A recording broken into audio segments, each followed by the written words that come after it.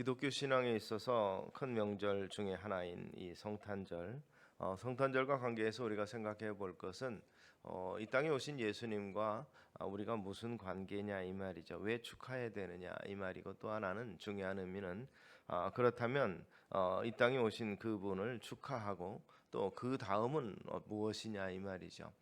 주님과의 관계 속에서 우리가 어떤 관계인가, 그 다음에 이것을 축하하는 의미가 무엇인가와 함께 나와의 관계 속에서 무슨 정의가 이루어지겠는가를 생각해 보는 것이 가장 중요한 의미라고 보겠습니다.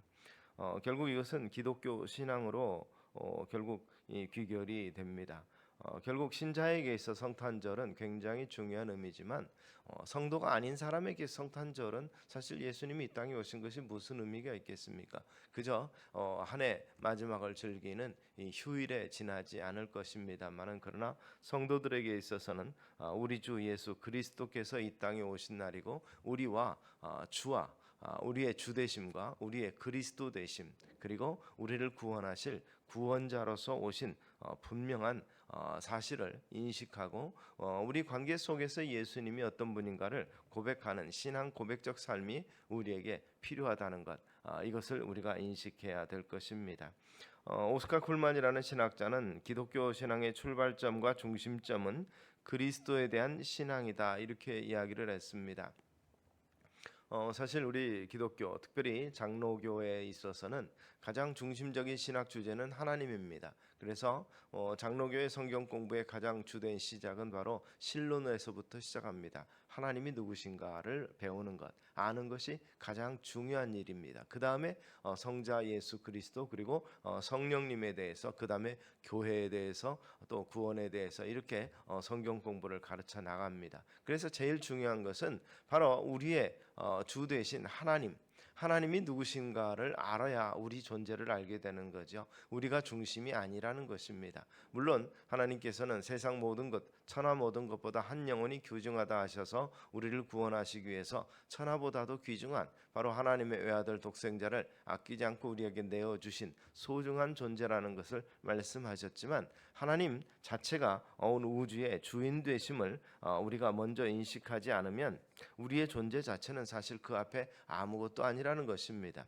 그런데 그 하나님께서 우리에게 가장 중요한 의미에 있어서 그리스도, 즉 우리 주 예수 그리스도를 이 땅에 보내신 목적이 바로 우리를 구속하시기 위함이라는 것을 우리가 인식을 한다면, 그래서 신앙은 바로 구속하신 예수 그리스도를 바로 주로 섬기는 일, 이것이 신앙이라고 볼 수 있고, 그렇다고 보면 신앙의 출발점에서 우리 주 예수 그리스도가 가장 먼저라는 것이죠.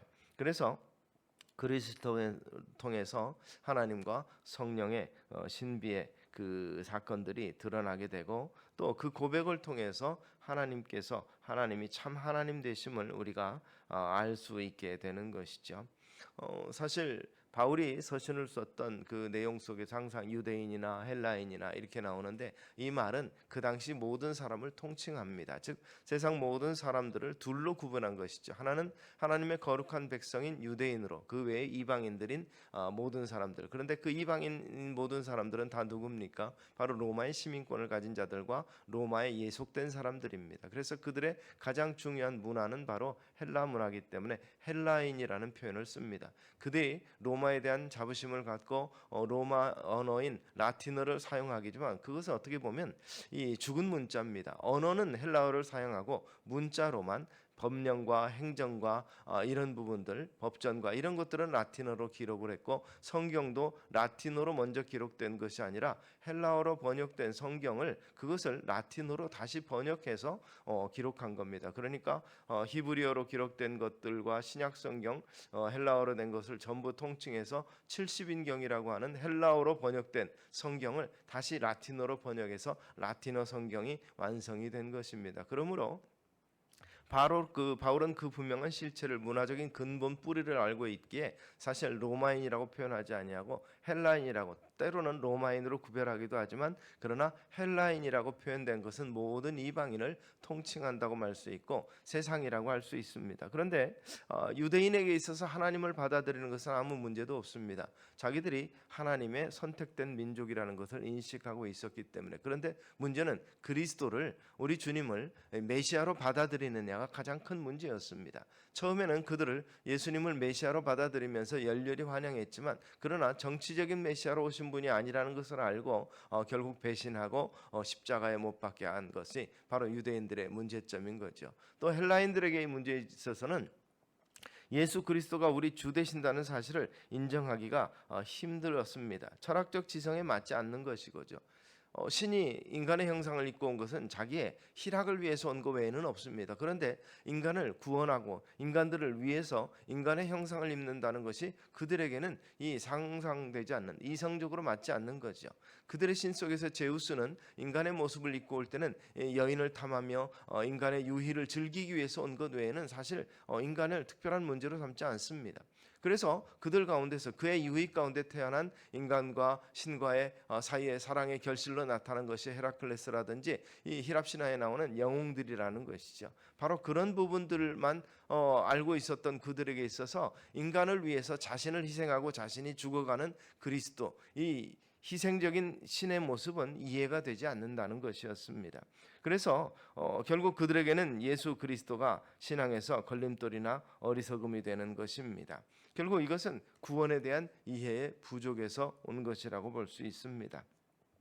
그래서 그들은 구원이라는 것이 사실 인간의 죄된 제한된 것이라고 생각하고 이 인간의 제한을 벗어나는 것이 구원이라고 생각합니다. 그러니까 구원은 우리 인격 밖에서 일어나는 사건이다. 그래서 불교에서는 해탈이라고 표현하고 또는 다른 철학적이나 일반 종교에서는 초월이라고 표현합니다. 인간의 모든 한계를 초월하는 그러한 모습을 생각을 하게 되는데 사실 성경에서 말하는 구원은 그렇지 않습니다. 우리 안에 있는 인격이 새롭게 되는 것이고 우리 안에 인격적으로 새롭된 그것이 전혀 다른 세계에 가서 살아가는 것은 끝나는 것. 그래서 우리가 예수 잘 믿는다는 것은 예수 믿고 축복받고 저 세상 가서 천국에 가서 영화 누리는 거, 그게 예수 잘 믿는 게 아닙니다. 그것은 최종적으로 마지막에 일어날 일입니다. 그 마지막이 일어나기 전에 지금 우리는 마지막과 예수 믿은 사이에 긴장 관계에 있어서 우리의 남은 생이 있습니다. 예수 믿자마자 예수 믿는 사람들을 만약 그렇다면 바로 예수 믿는 고백을 한 다음에 천국으로 데려가시면 간단한 일이죠. 그래서 이 세상에는 죄인들만 남아있게 되지 않겠습니까? 그래서 이 세상을 심판하려면 구별할 필요도 없이 하나님이 원하시는 대로 될 텐데 왜 그렇게 복잡하게 구원을 이루시는가? 왜냐하면 우리가 이 땅에서 할 일이 있기 때문에 그렇습니다. 주님께서 자기 백성을 세워놓으셔서 자기 백성을 통해서 하시고자 하는 일이 있기에 그때까지 심판을 보류하고 계신 것이라는 것을 성경이 여러 차례 말하고 있습니다. 그래서 종교적 구원이 심신 수양을 통해서 뭔가 새로워지고 옛사람이 아닌 새로운 사람의 인격적인 수양, 거기서 머무는 것이 우리 기독교의 구원이 아닙니다. 그래서 세상 종교는 그런 면에서는 초월적인 인간이 되는 것, 즉 인생의 모든 생로병사라든지 이런 것들을 초월하는 인간이 되는 것이 사실상 어떻게 보면 신과 가까워지는 것이라고 생각하는데 그렇지 않습니다. 기독교에서 말하는 것은 그 모든 것들을 수용하는 과정 가운데서 그 속에서 하나님이 말씀하신 인간과의 하나님과의 관계 속에서 하나님의 거룩하심이 삶 속에서 나타나는 것, 하나님의 그 사랑과 하나님의 자비를 삶 속에서 실현하면서 거룩한 공동체의 모습을 만드는 것, 하나님과 함께 예배하며 기쁨에 동참하는 백성들의 모임을 하나님께서는 원하셨기에, 그래서 육체 밖에서 또는 세상 밖에서 인격 밖에서 일어나는 구원이 아니라 인격 안에서 공동체 안에서 일어나는 구속과 구원을 이야기하고 있는 것이죠. 그래서 이 로흐만이라는 신학자는 기독교 신앙에서 구원은 벗어남이 아니고 창조물에 대한 하나님의 약속의 이행이다. 처음에 하나님이 창조하셨을 때 어떻게 우리를 창조하셨는가?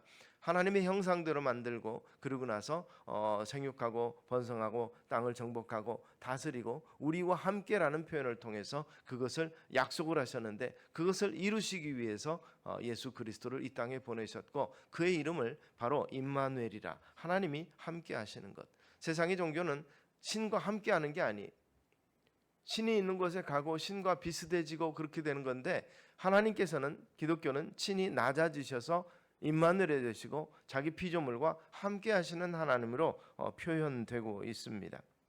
그래서 마지막에 새 하늘과 새 땅을 향해서는 하나님이 그 거룩한 보좌의 나라에서는 최종적으로는 지금의 모습과 다른 모습이 되겠지만 심판하시기 전까지 재강림하시기 전까지는 사람과 함께 하셔서 사람의 세계 속에서 하나님의 위대하심이 드러나고 자기 백성과 함께 하면서 자기 백성을 기쁨으로 여기시고 받으시는 그러한 하나님의 모습이 성경은 말하고 있습니다. 우리 가운데 계시는 하나님이시라는 사실을 이야기하고 있는 것이죠. 그래서 시편 11편에 보면 시인이 참 어려운 경험을 합니다. 악인이 활을 당기고 화살을 시위에 먹이며 마음이 바른 자를 어두운 데서 쏘려하는 그러한 어려운 환경 가운데 있을 때 친구들은 다 산으로 도망하라 이야기하는데 시인은 그것을 거절하고 하나님께 피했다 그랬습니다.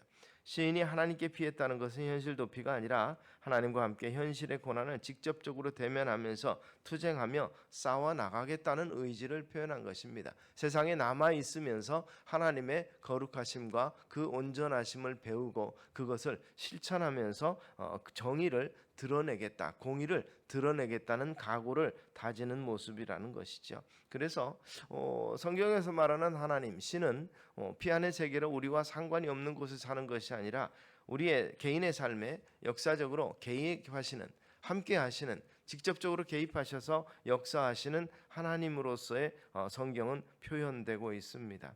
일반 종교에는 창시자가 있지만 예수님이 기독교의 창시자가 아닙니다.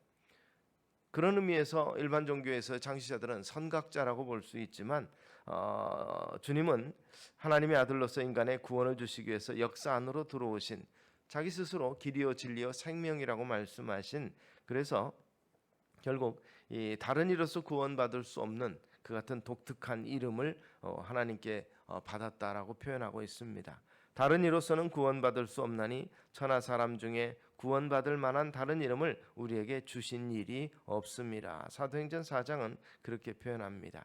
우리는 그의 유일하신 아들 우리 주 예수 그리스도를 믿습니다.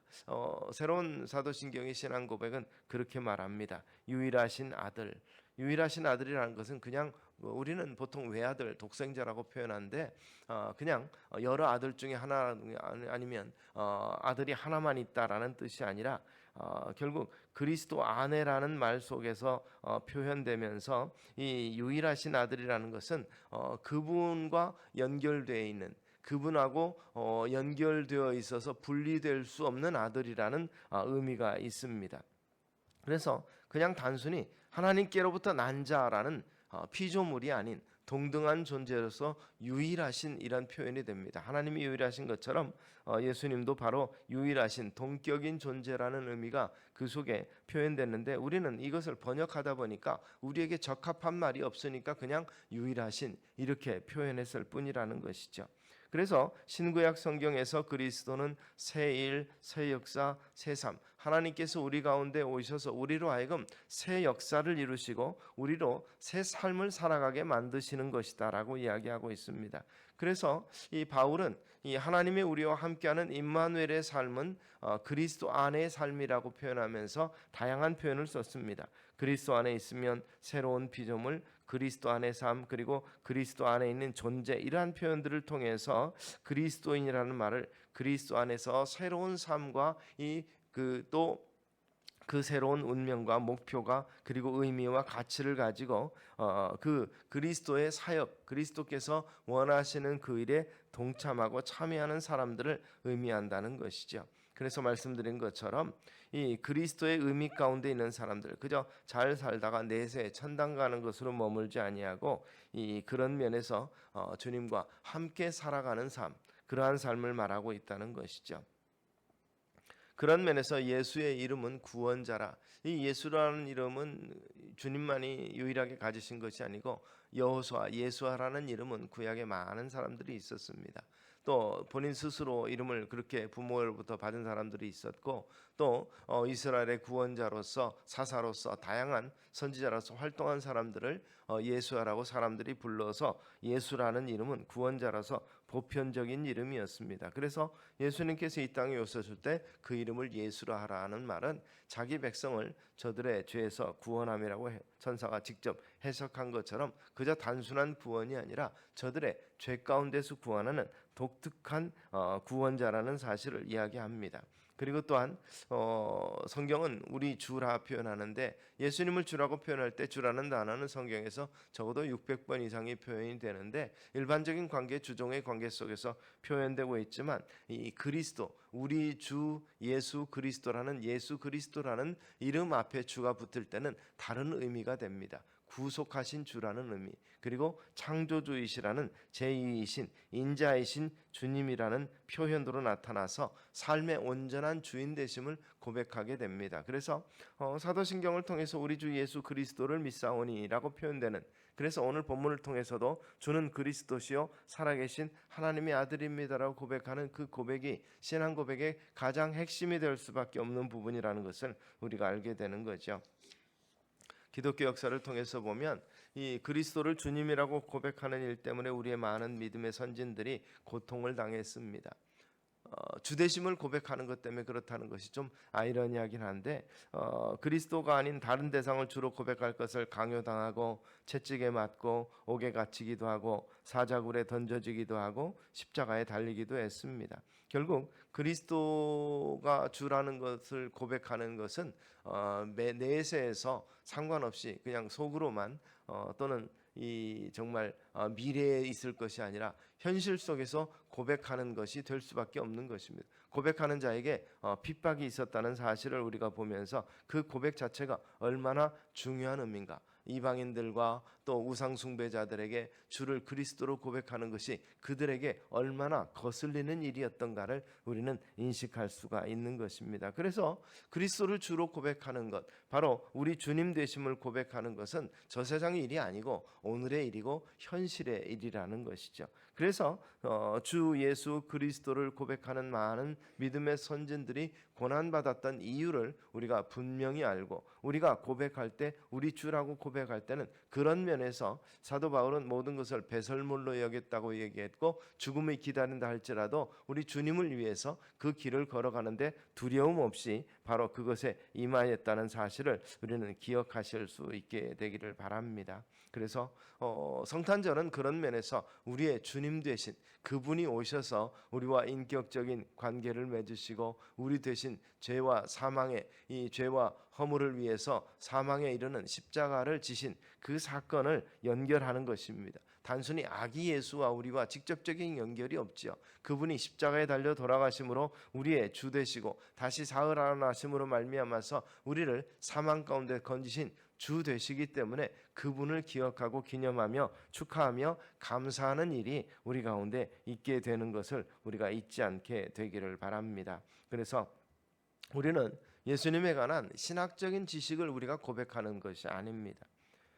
그래서 주님께서 너는 나를 누구라 묻는 것이 오늘 제자들과 관계 속에서 사람들이 말하는 것과 너희가 나를 누구라고 부르겠느냐라고 물어보는 것은 분명히 다른 의미가 있습니다. 사람들은 정확한 실체를 모르기 때문에 엘리야가 다시 온 게 아닌가, 기적을 행하는 그런 일 때문에, 또는 모세라고도 하고 엘리야라고도 하는데 예수님께서는 모세도 아니고 엘리야도 아니라는 것을 분명히 보여주기 위해서 변화산상에서 변화되시면서 좌편과 우편에서 모세와 엘리야를 대동하고 변화되신 모습을 보여주십니다.